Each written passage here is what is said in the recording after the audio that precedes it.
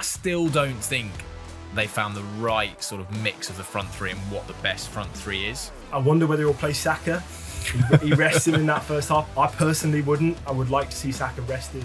But I mean, it wouldn't be an Arsenal transfer window if they didn't buy a left back, so that is the rules. You wonder why he's picked them against a Sean Dyche team. I worry more about the players around Eze if where I'm going to play him.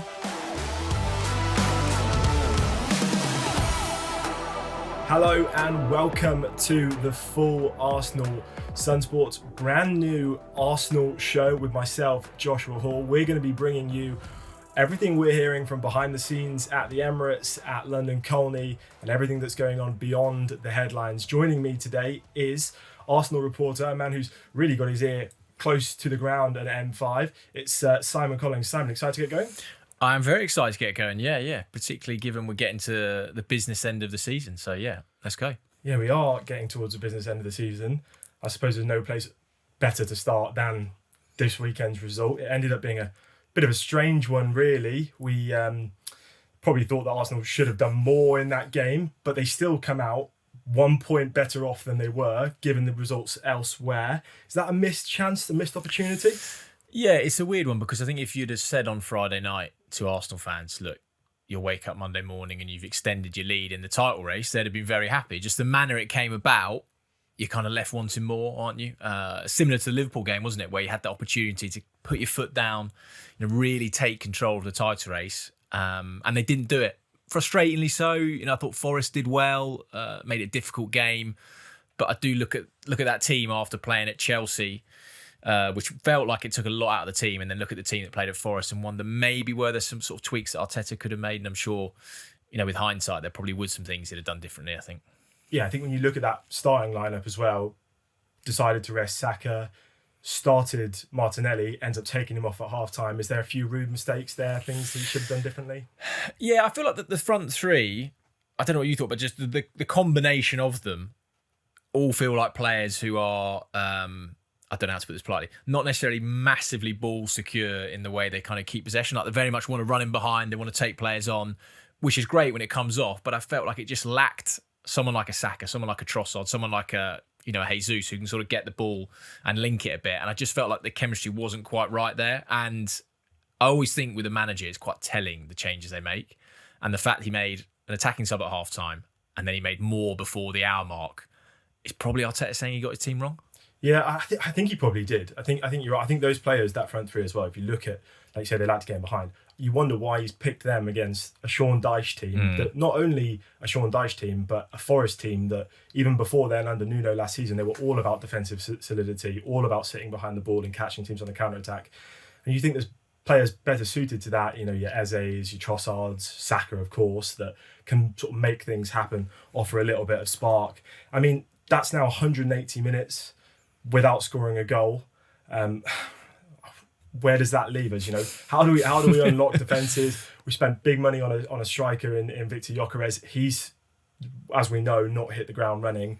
Is that a concern that we haven't scored in 2 games now? Yeah, it's definitely a concern. I do think you look at the sort of the balance between the defence and the attack. And the defence, you've got 2 games where the team hasn't had a shot on target against Arsenal. But creating wise, I still don't think they found the right sort of mix of the front three and what the best front three is. I'm hoping when Kai Havertz comes back, he will solve a lot of problems. But I just think right now the attack isn't quite clicking, it isn't quite working. Bukayo Saka still hasn't got absolutely up to his best. I think we've seen Flashton playing very well. I thought he was good off the bench at Forest. But I still feel like Arteta, I don't know if the Champions League final was tomorrow, which a lot of Arsenal fans will hope will be the case in a few months' time, what would the front three be? Like, how does Arteta know that in his mind? I think the defence, everyone could talk about that, and the midfield probably the same. But that attack, I still don't feel like it's properly gelled, and we know what the best attack is. And as I say, I'm hoping Kai Havertz is probably the man who maybe can knit it all together. Just sort of someone to, sort of stitch things together a little bit more. I mean, there's some pretty damning stats of that front line just outside of Gyökeres as well. You look at Jesus has got 1 goal and no assist in his last 8 Premier League games. Madueke yet to score in the Premier League since he's joined Arsenal. Martinelli 1 goal, no assist in 19 Premier League. Even Saka not scored. He's only got 2 assists in his last 8. And Trossard, who probably had been Arsenal's informed player of the season up until a few weeks ago. 1 goal and 1 assist in 7. So there's definitely things that need to change. Yeah, and that was why I wrote about it today in the paper. Why I was a bit kind of confused with the use of Eze, and have been for a few months or so. I think it's now 10 league games where his combined minutes have been 226 minutes, which is way what off he was playing before. And obviously that run he had was when Odegaard was out injured and he came in, he played the number 10, and he did well. But I looked at both those 0-0 draws that we've just had, and they're games where you're sat there thinking like they need a spark, they need something to sort of get them going. And the most off-the-cuff player, the most maverick player you've got is on your bench and he gets 20-odd minutes.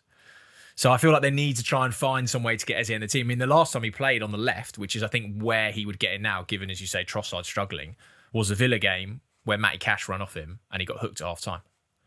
So I don't know if that's impacted Arteta, but he feels like someone for me, Eze. When we're talking about the attack, how can we get it going? Surely you put Eze in. Yeah, you wrote about it this week about how important Eze should be to this team and how he can unlock things. And at the moment, he's not been given the minutes to do it. I know there's been numbers going around about how he's played a lot more games before Christmas this season at Arsenal than he ever had done before. But yeah, you wonder why you spend that big money on a player that isn't then playing. But I do think, like you mentioned there, Arteta puts a lot of importance on that defensive work rate as well as what you can offer going forward. But if these numbers persist, then you've got to imagine there's a place for him in that team. Do you think maybe he doesn't want to play him on the left and he just prefers him as a central player? Yeah, we asked Arteta about a couple of weeks ago in a press conference, sort of saying, like, where do you see him fitting in? Because I think that was in the summer when he joined. Everyone was like, I love Eze. I'm just trying to think where you get him in this team. And Arteta's point was quite interesting because he basically said, I worry more about the players around Eze if where I'm going to play him. So the kind of combinations of the players he plays with and how he fits into the team. And I think that's proven. I think some of Eze's better games have been when he's had a Gyökeres kind of player who moves beyond, or a Martinelli player who runs around him.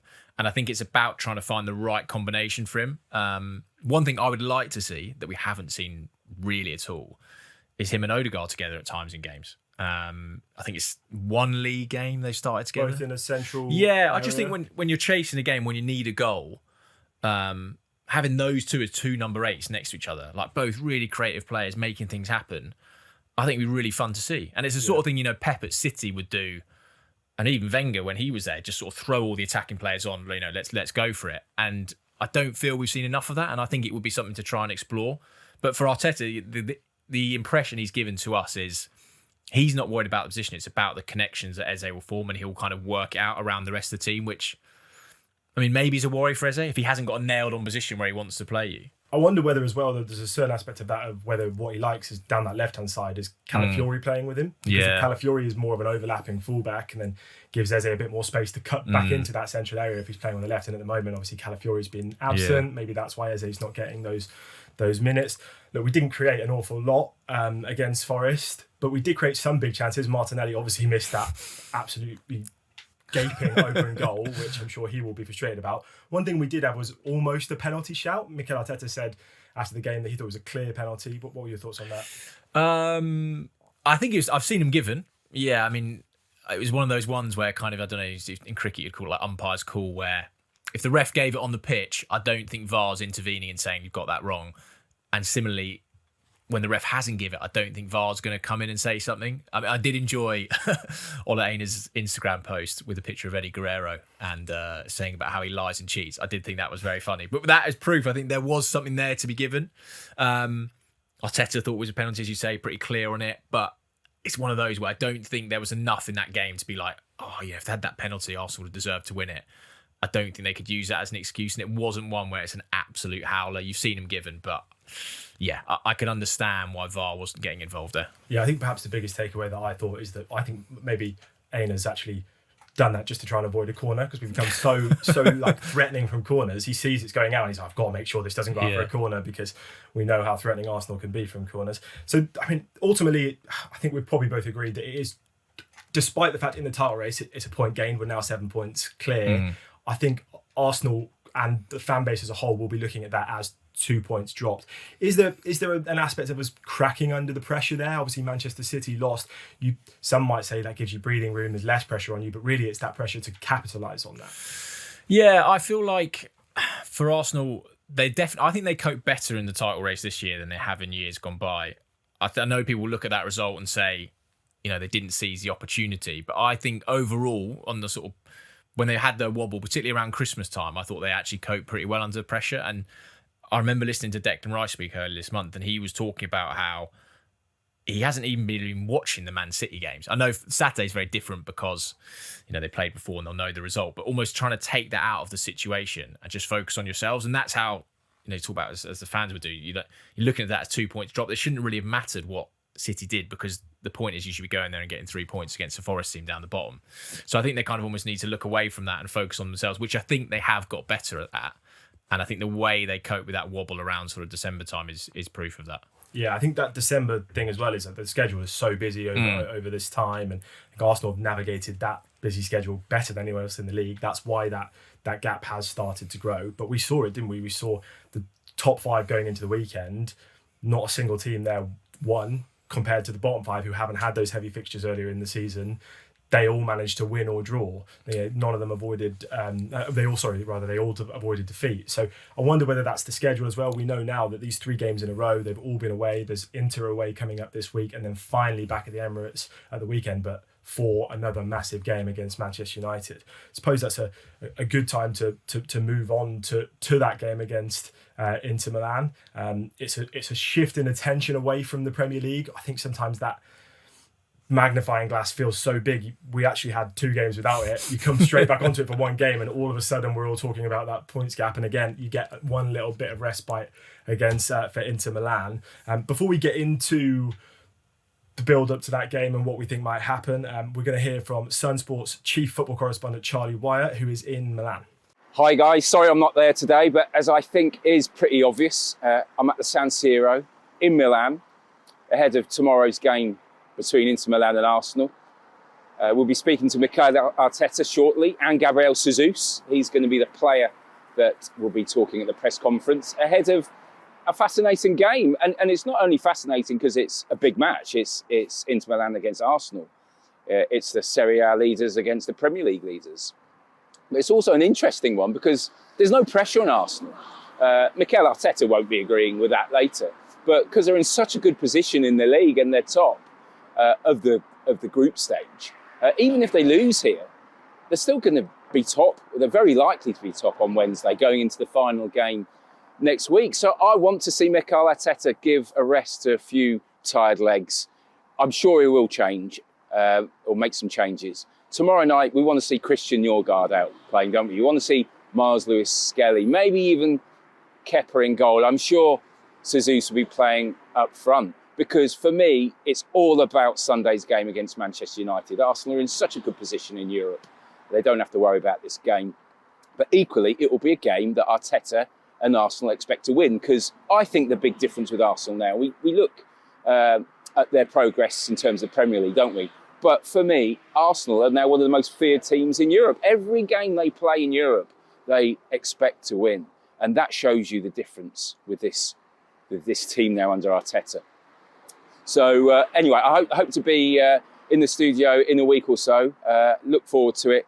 And again, be interested to see how they get on tomorrow night. Thanks a lot to Charlie in Milan for that. So he's there on the ground. We're here ready to talk about it. Is it going to be a difficult test for Arsenal's players? Just not only because of this busy schedule and not only because it's away, but because Inter Milan are a fantastic team. Yeah, Inter are a good team. We saw last season when Arsenal went there in the Champions League how difficult they are. I mean, defensively, these are 2 of probably the best defences in Europe. And Inter obviously did very well in the Champions League last season. I do agree with you, though, they're kind of around just getting out of the title race just for a few games. Like, particularly earlier on in the season, I thought that with the Carabao Cup games where it was sort of Port Vale or someone like that, where just the pressure valve can be eased off, even with the supporters, just to think, I could just park that for like one night and enjoy the game. And for this one, it is one where I think Arsenal can enjoy it because haven't 100% got a spot in the last 16, but it's basically mathematically done. I mean, I think they could even lose on Tuesday and still go through to the last 16. So yeah, I feel like it's an opportunity to kind of just park the title race a bit and maybe for Arteta to make some more changes. I mean, I don't know what you think. How many would you make after Forest? I mean, this is the 4th away game in a row, as we say, 3 games after that. And Sunday, the United game, is the big game this week, isn't it? Yeah, that's the massive game. And I think I'd be making a fair few changes. I think one of the biggest ones is I think one of Declan Rice or Martin Zubimendi has to be rested. They're so crucial to the way this team ticks. And I think you can, like you say, the result obviously always matters, but this game is, you can take the handbrake, well, put the handbrake on a little bit, actually. The opposite of what Arsene Wenger used to want. Yeah. But I think just resting one of them, allowing them to have a bit of break, even if you gave them 45 minutes each, then you can change things in midfield a little bit. I'd love to see Eze play, I think, getting those minutes back in. I'd love to see Kai Havertz come in and get a few minutes. I'd be surprised if he started, given obviously he's really struggled for minutes. But, if you could maybe give him 45 minutes, give him the second half. But again, it's going to be another packed defence, because we know Inter are a great team defensively.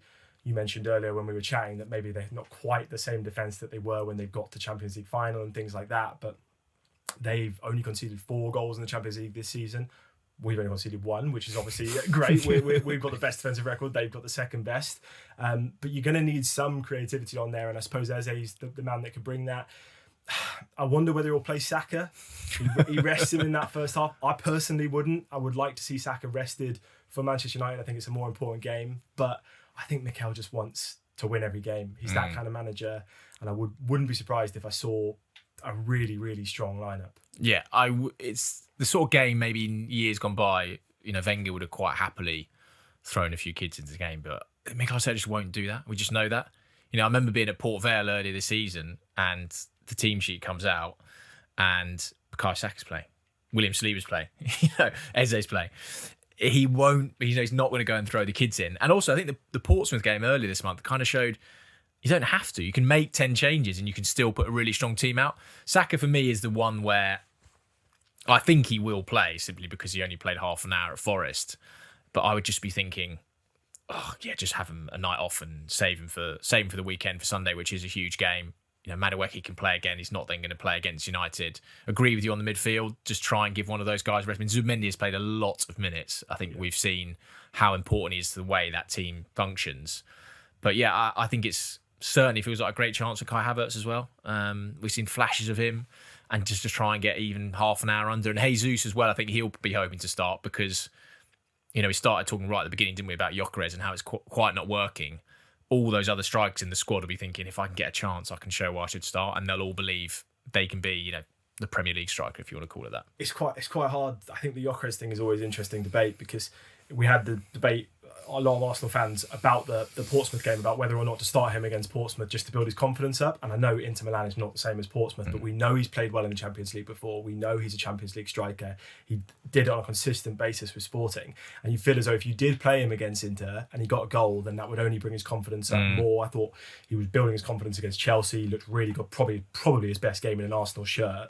And maybe he could do that against Inter. But again, bringing in someone like Havertz, giving him minutes, Jesus more minutes than the tank, is only going to help going forward. So it'd be interesting to see who he does go with. I think you're probably right. I think he probably will lean towards Jesus and then maybe bring Havertz on off the bench, and that would then suggest he's going to play Gyökeres against Manchester United. But he's showing a lot of faith in Gyökeres despite not having... Yeah, and he's backed him a lot in his press conferences, which you'd expect, but he's more from his actions, I think, because I don't think anyone would have criticised Arteta or said he was wrong to take him out of the team, but he keeps picking him and he keeps backing him. Maybe I think he's probably of the view that it's going to take time to adapt and get it right to him. For me, I feel like Gyökeres has had a lot of chances, and I think there will be games where it does suit him and work. And I also think the Champions League is better suited in more spaces. It's similar with Martinelli, isn't it? There's bigger spaces, it feels like, more opportunity to kind of get yourself in the areas that you want to be in. That was what I wondered with Forest. I was looking at Milenkovic and Murillo, and I was thinking those two in the change room are probably thinking like, great, Gyökeres, arm wrestle, 2-3 big guys going against each other. Whereas when it's Jesus who comes on, they're thinking he's going to pull me out into the left channel, into the right. That's not what I want. So, I mean, I don't know if Gyökeres will play in Inter. I think he will play against Manchester United, though. And Arteta is kind of backing him for as long as he thinks it's right to do. And he's backing him on the pitch, which is whatever he says in press conferences about him is one thing. But if you keep picking him, that's the most faith you can show a player. Yeah, absolutely. And I suppose maybe it is a little bit of a show of faith if he doesn't play him against Inter Milan. To say, rest him. You're my striker for Manchester United. You're still my Premier League starting striker. I mean, this game, it's not like you say, important in terms of our Champions League position, really, and what it means for going through and qualifying for that top 8 and I mean, getting a bit of rest rather than having to play those 2 playoff games. But it's still important for keeping that momentum going. Yeah, definitely. And there is obviously the change this year in the Champions League where the top 2, you will get the benefit of, you're going to get the second leg at home in the knockout game. So there is that carrot where you look at the semi-final and PSG when Arsenal went out. If Arsenal finish in the top 2 this year, when they get to a semi-final or quarter-final, you will play that second leg at home. So there is that carrot to go for. And Arteta, yeah, he is a big believer in the kind of momentum and all competitions helping. I think we've seen that in the Carabao Cup, and I think it's quite telling that he's almost targeting that competition as one that if Arsenal can win that, the springboard it will give them. And maybe as well, he's looking at this and thinking Tuesday to Sunday, that's quite a big gap. I think the player's going to get a few days off after the game on Tuesday, get back in on Friday. So maybe there is that benefit. And I think particularly around the kind of mood of the fan base after Forest, which wasn't great, even though Arsenal did extend their lead. I think if you went into putting a good result, obviously very good memories there, all Arsenal fans will know, would certainly help going into that United game. I don't want to get too excited, but you just talk about the Carabao Cup as a springboard. We're 7 points clear in the Premier League, and you start speaking about semi-finals of the Champions League. So what I'm hearing, Sam, is you think we're going to win the group. Yeah, well, yeah, you can clip this up, and then in May, you can, I can get the when abuse. we've lost them all, you'll get abused on social media. Yeah. So, I mean, we've been going through like a lot of changes and how there's going to be the squad depth now that we can make these changes for these games. We're in January. Doesn't really look like there's going to be any incomings at the moment from what we've seen, but it does look like maybe there's going to be an outgoing of a player who's already out of the club in Alexander Zinchenko. Yeah, so Zinchenko is pretty much set to go to Ajax. Obviously went on loan to Forest right on deadline day in the summer. Change of manager there. Sean Dyche probably not the right manager for Zinchenko, an inverting ball playing left back. So Ajax seems a much better fit. So that I think is basically literally the loan ending in him going to Ajax, and then his contract will expire in the summer. A good move, Zinchenko, I think. I think he will suit playing out there. He's obviously played in Holland before with PSV, and yeah, it's kind of a sensible move for all parties. There was a bit of a concern sort of last week when it was found out Forest didn't want him because Arsenal were like, well, we haven't got space for him. You kind of need to find him a new club, and they've sorted that pretty quickly. I think he'll be one of those players that when he leaves, he'll be seen as like a great servant for the club. When they talk about players in that sense, I feel like he's one of those players as well where he was a real springboard for this project. Him and Jesus, I think, obviously Jesus has probably more minutes than people were expecting this season, because of the Havertz injury and whatnot. But it's almost just Arsenal have just moved past Zinchenko as a player now. When he first came in, I think people were really excited by him from Man City. I don't know where you think maybe there might be more of those players in the years to come. Or... Maybe, I mean, it happens with Arteta. It does happen. Like I think of Kieran Tierney, who was absolutely crucial when they won the FA Cup. Playing 3-4-3 and getting down that left flank. Even Aubameyang to a degree. I know that ended in kind of acrimonious circumstances, but also the team did sort of evolve beyond him. It just happens with Arteta. Like the team evolves a lot. And Zinchenko, as you say, I think he was brilliant signing when he came in that 22-23 season. Probably the best football Arsenal have played under Arteta. The most exciting to watch. Completely transformed the way they play. I didn't think a left back could have that big an impact. But yeah, it just feels like you look at Calafiori now as the left back and you look at Zinchenko and you think, yeah, they're just completely different. There's no way you could even kind of sort of, rotate those two. It's just two different players. Absolutely. Just the system in the way it's changed. Like the inverting is different depending on who we play. Yeah. I mean, Calafiori loves to maraud at that side. You've never seen Alexander Zinchenko do that. He wants to be in midfield. I know you mentioned that Ajax quite like the idea that Zinchenko can play as a 6 and as a fullback, and that's something he'll be able to do over there, and it's something he did for Arsenal, but while still being on the team sheet in that left back position. So one left back on their way out. Is there another fullback that could be coming in? But I mean, it wouldn't be an Arsenal transfer window if they didn't buy a left back, so that is the rules. No, they do like Victor Valdepeñas, if I pronounce that right. Plays for Real Madrid, youngster. He can play left back or centre back. 19 years old. I think there's a lot of European clubs that like him. And Arsenal, as we know, a big thing at the moment is kind of getting in young players. They want to sort of turbocharge the academy, the recruitment drive, and they want a young, versatile defender in that squad. I don't think it's one for this month. I think it's more kind of a summer possibility. But yeah, as I said, I think there's a lot of clubs who like him. But that kind of mould of player, we look at the defence line, I think it's very solid, isn't it? There's loads of great defenders. But I think if you get someone young in, similar to Mosquera, where you got that player who can come in and learn and be an option. I think that's what they kind of want for the summer. So he's hopefully one that Arsenal could try and get in. Probably quite a hard player to get out of Real Madrid as well. Yeah. And you wonder whether maybe he'll come in and there'll be a Martin Odegaard or a Danny Ceballos. I always think with Madrid, you kind of, if you're going to get someone out of Real Madrid, you've got to be selling him probably the minutes, which is what got Odegaard out of there, because I think he made his debut last month and he was sort of overcome with that. He kept the shirt, he signed it, all this kind of stuff. So it's a difficult one to do, and I think a lot of clubs will be ready if he suddenly thinks, I want to get more minutes elsewhere. Well, it will only be a good thing if we do get him. Well, I think that's all we've got time for, Simon. So thank you all for watching the first episode of The Full Arsenal. We'll be back next Monday with all the fallout from Sunday's match, Arsenal versus Manchester United.